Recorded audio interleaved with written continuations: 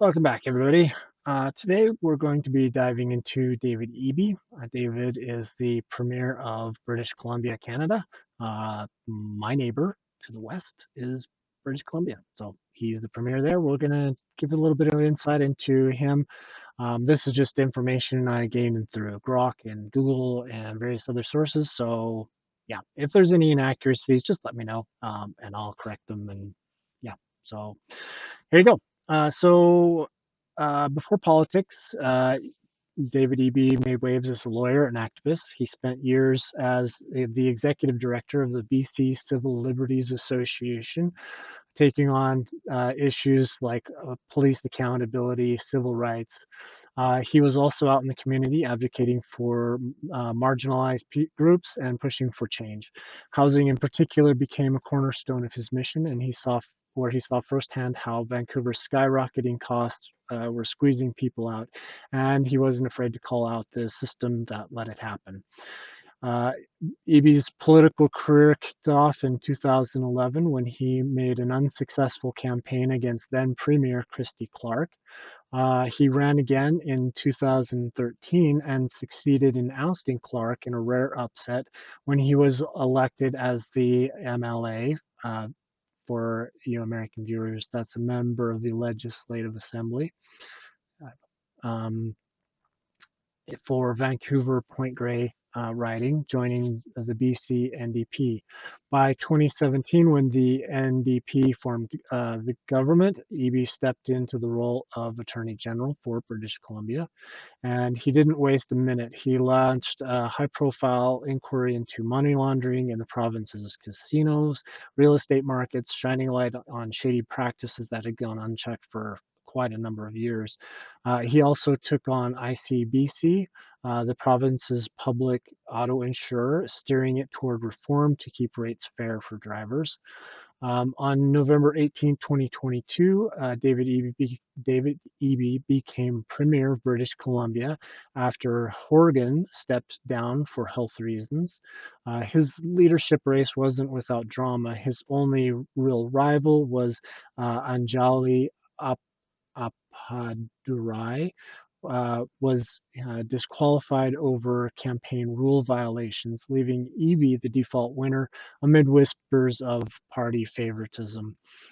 Leading the BC NDP, he's made it clear he's all about tackling the big stuff: housing affordability, healthcare access, and the rising cost of living.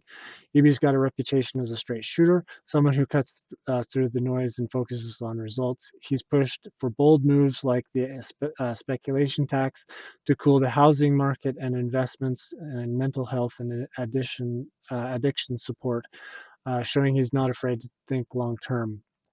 Um, Recently, Eby's faced scrutiny over alleged ties to foreign interference. In late 2024, reports surfaced claiming he collaborated with Chinese Communist Party-backed groups during elections, with journalist Sam Cooper naming him among implicated Canadian politicians.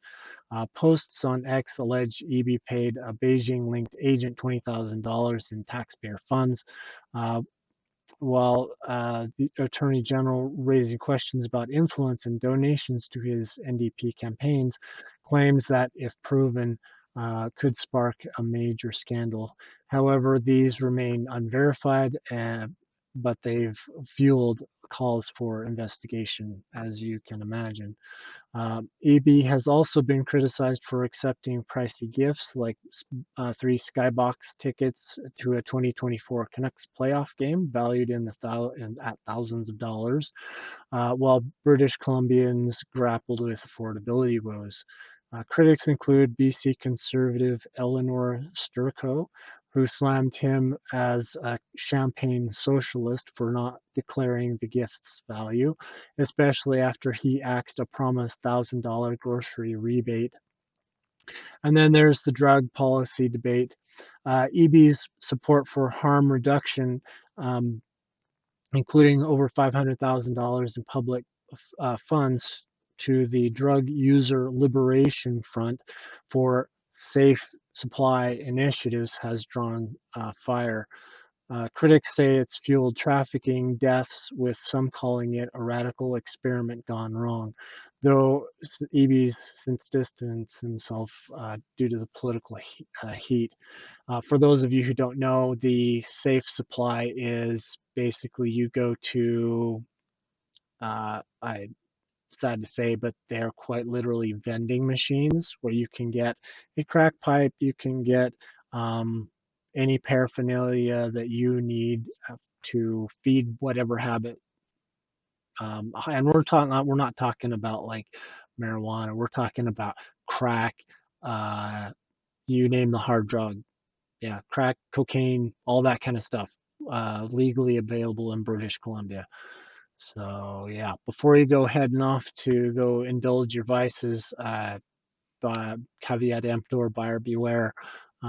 You still not legal in the U.S. And other places in Canada frown heavily upon it, even though it is legal pretty much everywhere in Canada. So anyway, that's Premier David Eby. Like I said, if I missed anything or you want to voice your opinions, leave it in the comments below and we'll go from there. So anyway, that's all I got there. That's all that. So yeah, that's it. That's all there is. No more. See you later.